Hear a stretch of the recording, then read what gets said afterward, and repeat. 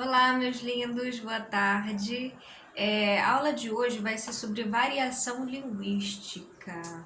Esse assunto é muito legal porque a gente compara, na verdade, acaba comparando, né, a gramática normativa, né, a norma culta que a gente tem, que a gente estuda na escola, na verdade, com as variações do português que são mais, né, estão mais diretamente ligadas à fala, né? E aí a reprodução da fala na escrita. É por isso que as pessoas falam, tá escrevendo errado, escreve errado, equívocos de sentido, né? E como o meio que a gente está inserido, né? Os meios de comunicação, agora, né? Atualmente, a gente tem muito essa inserção da internet, né? Do Facebook, do WhatsApp, e aí a gente acaba encontrando a reprodução da fala, né? E essas variações são muito presentes na linguagem da internet, né? A gente acaba comparando nessa questão da fala na internet e aí a gente vê que há alguns equívocos de sentido, né? Pelo mau emprego das palavras, né? Da pontuação e tudo isso, né? É muito em decorrência da reprodução que a gente faz da nossa fala, né, na escrita, da influência da fala, né, das variações que nós temos, né, na reprodução da escrita. Então vamos lá, na página 35 do livro de vocês, né, desculpa, sempre faço isso, na página 35 do livro de vocês, vocês vão encontrar esse assunto sobre variação linguística regional. Então, nós vimos o cordel, né? A gente viu esse gênero cordel, estamos vendo o gênero cordel, e a gente viu que por ser algo relacionado a uma literatura regionalista, né? Uma literatura que parte, né, de uma região do nosso Brasil, você vai encontrar expressões, palavras que são propriamente marcas de uma região, né? E aí a gente vai especificamente falar da variação linguística regional, que é essa variação que a gente também chama de diatópica, né? O termo, né, da variação diatópica. Mas antes disso, é interessante a gente pensar na questão da oposição entre língua e fala, que a princípio começou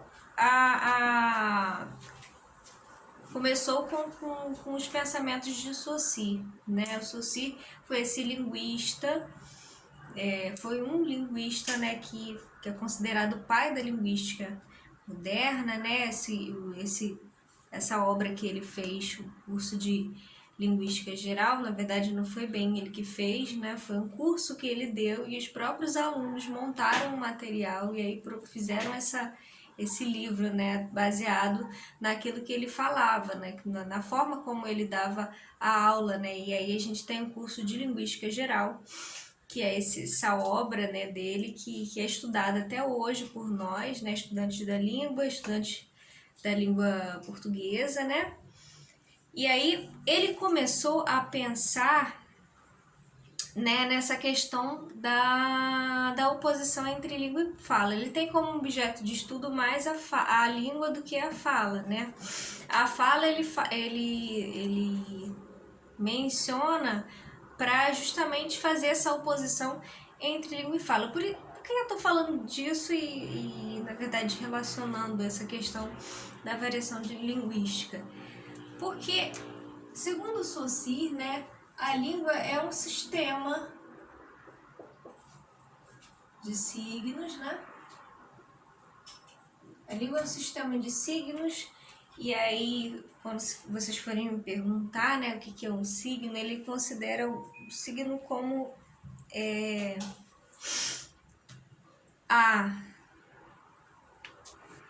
a língua é um sistema, né, de signos linguísticos, e aí ele considera a questão dos signos, né, não propriamente símbolos, né, e não também são palavras. Na verdade, o signo linguístico, ele é um pouquinho mais do que a gente considera como palavra, porque o signo, e como símbolo, né? Porque o signo é a representação sonora e o conceito de algo. É como se fosse duas coisas em uma só, como se fosse dois versos da medalha, né?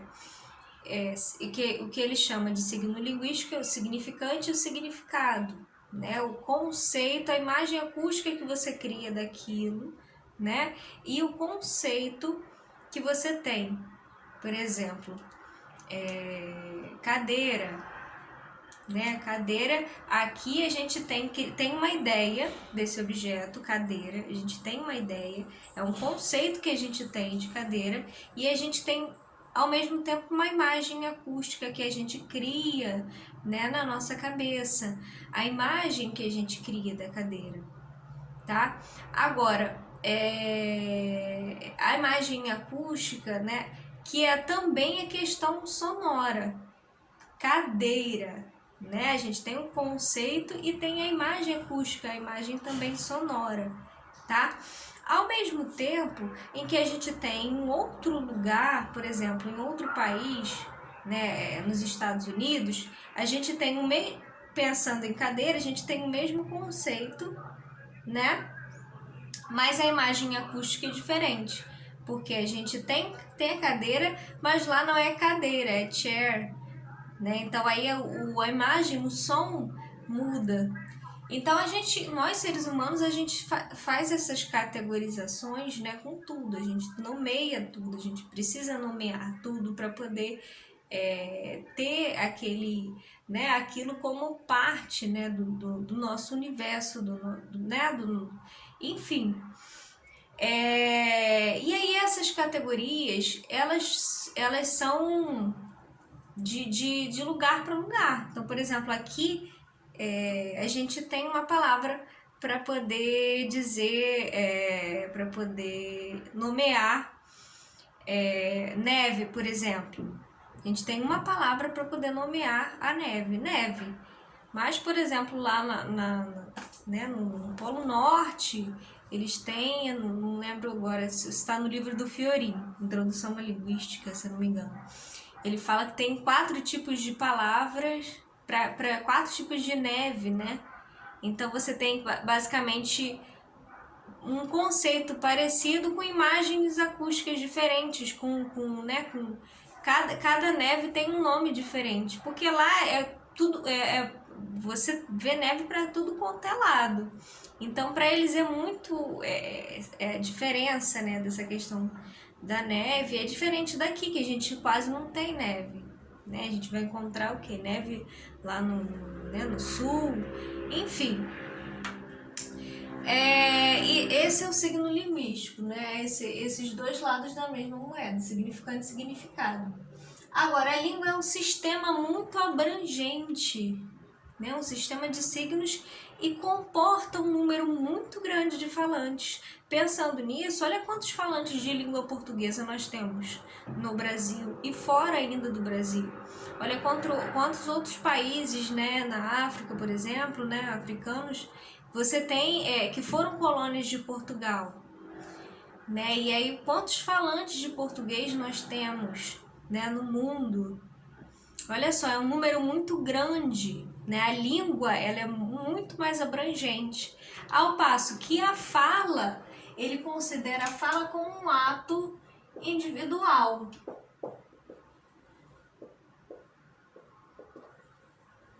Então a língua, ela é social.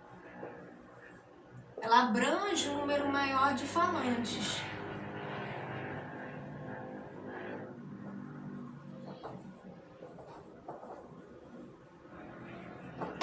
Já a fala é um ato individual, ou seja, cada ser particularmente tem uma fala.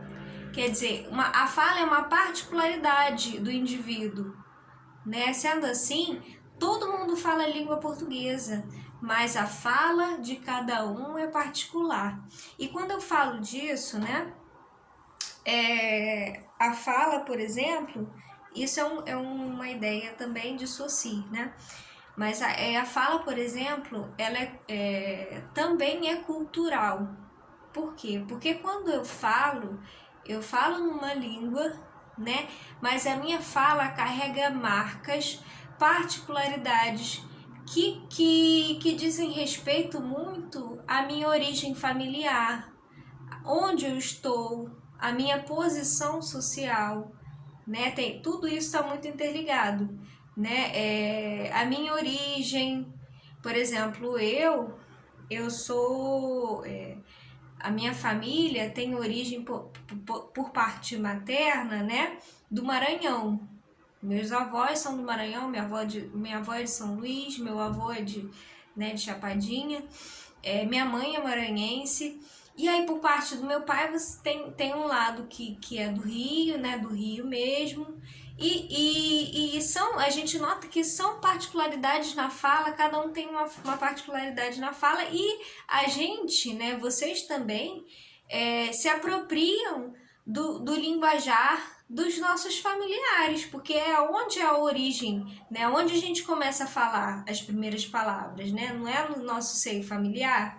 Então a gente vai adquirindo, né, as expressões que são faladas, né, as gírias, o modo como as palavras são colocadas, e também, né, depende da sua idade. A sua idade também denuncia muito essa questão do falar, né? Se você nota que alguém é de uma determinada época, né? Que alguém é mais velho que você ou é mais novo que você, pela forma do que a pessoa fala, né? Todo mundo fala português, né? A língua portuguesa, mas cada um carrega uma particularidade na sua fala. Eu, por exemplo, meus avós, eles falam coisas expressões e gírias do Maranhão, né? Que eu entendo, e muitos né, que não tiveram o mesmo convívio familiar que eu com os meus avós, não entendem. Se não forem do Maranhão, não entendem o que eles dizem, né? Porque minha avó, ao invés de falar açaí, ela fala Jussara. Minha avó, quando ela pensa num gambá, por exemplo, não fala gambá, ela fala mucura. Então tem algumas expressões que eles utilizam que eu me apropriei, né, dessas expressões também, e de vez em quando eu uso também, né? A gente tem as gírias do nosso grupo, dos nossos grupos, né? O grupo da faculdade, o grupo da escola fala assim. Os jovens, de uma maneira geral, você tem a linguagem da internet, o internetês, né? Você tem várias, isso são características da fala, né? Da fala do português. Isso tem muito a ver com a questão das variações linguísticas, né? A linguagem, ela denuncia de qual região você né? Qual é o seu, qual é a sua origem familiar, denuncia qual é a sua região, denuncia o seu nível de escolaridade, o grupo social ao qual você pertence, a sua idade, e etc, etc. Então a gente vai lá para a página 35 e aí a gente vai falar sobre variação linguística regional. Variação linguística regional.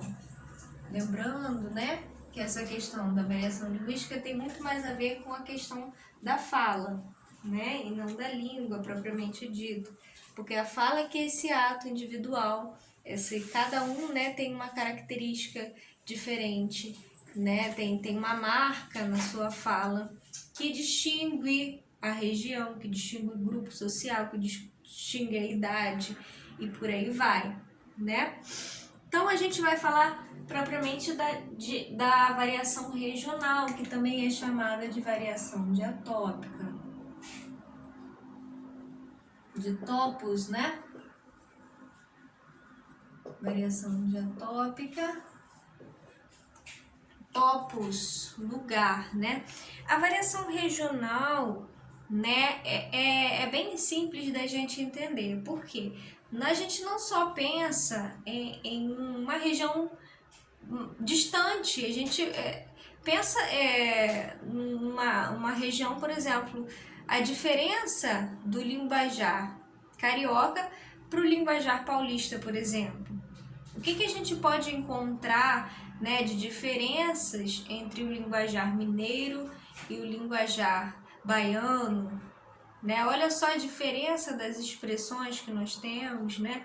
As gírias, as palavras, né? Olha, a gente tem um exemplo da macaxeira, a gente tem macaxeira, tem aipim, tem mandioca, né? Quando que o que você fala? Você fala macaxeira, fala aipim ou fala mandioca? Né? Então, essas questões, né, lá em São Paulo, não sei se em São Paulo eles falam ao invés de falar biscoito, como aqui a gente fala, eles falam bolacha, né? E aí também você tem nesses dialetos as expressões, particularidades no som, né? Aquele R mais puxado, né? Aqui no Rio de Janeiro a gente, dependendo da posição do R, a gente nem pronuncia, né? Porta, sai só um ar da nossa boca, né? Porta, né? Lá em algumas regiões, né? De São Paulo, por exemplo, porta, portas, daí é mais do sul, né? Eu posso estar até meio que evocando aqui. Mas olha só, lá na página 35 tem assim, ó, leia o trecho de um conto a seguir. O conto é de João Simões Lopes Neto. Ele fala assim, a Salamanca do Jaral. Olha só, o que é Salamanca e o que é Jaral? Era um dia, um gaúcho pobre, Blau, de nome, guasca de bom porte, mas que só tinha de seu um cavalo gordo, o facão afiado e as estradas reais. Estava conchavado de posteiro, ali na entrada do rincão. E nesse dia andava campeando um boi barroso.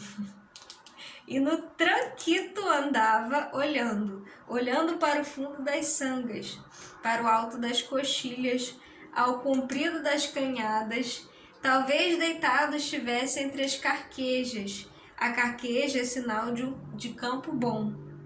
Por isso o campeiro às vezes alcançava-se nos estribos e de mão em pala sobre os olhos, firmava mais a vista em torno, mas o boi barroso, crioulo daquela querência, não aparecia, e Blau ia campeando.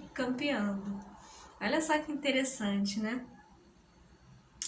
É um conto, né? Dá pra gente perceber que se passa numa região interior, né? De uma região que não é uma região urbana, né? Uma região mais rural. E aí dá pra gente perceber até por alguns elementos que nos são familiares, como boi, né? Campear, né? Enfim, esse conto, né? Ele é um conto regional. Lendas do Sul, dá pra gente ver lá embaixo, que é um conto da região do sul, do sul do Brasil. Olha como é que é diferente, né? Se esse mesmo texto fosse produzido aqui no Rio de Janeiro, como é que seria, né? Pô, maluco, né? Como a gente costuma dizer aqui, né? As nossas gírias, né? Bom, lá na página 36 está assim, ó, o emprego de algumas palavras e expressões de acordo com a origem do falante é chamado de variação linguística regional. Engraçado que essa questão da variação linguística traz algumas polêmicas que são interessantes para a gente comentar. Por quê? Porque a variação linguística, sendo ela de que forma for, regional, social, histórica, você pode cair no seguinte questionamento: qual que é o falar certo, qual que é o falar errado? Quem é que fala o português certo, quem é que fala o português errado?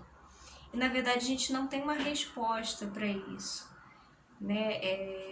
O que a gente tem, na verdade, são diferentes formas, né, desviadas de um português padrão. A gente tem um português padrão, né, uma gramática que é seguida por todos, a gramática da língua portuguesa brasileira, né, que é seguida por todos, mas a gente tem a questão das variações que são parte da cultura, né, da nossa cultura, e que a gente também não deve desmerecer, nem cair naquela questão que a gente chama de preconceito linguístico, né?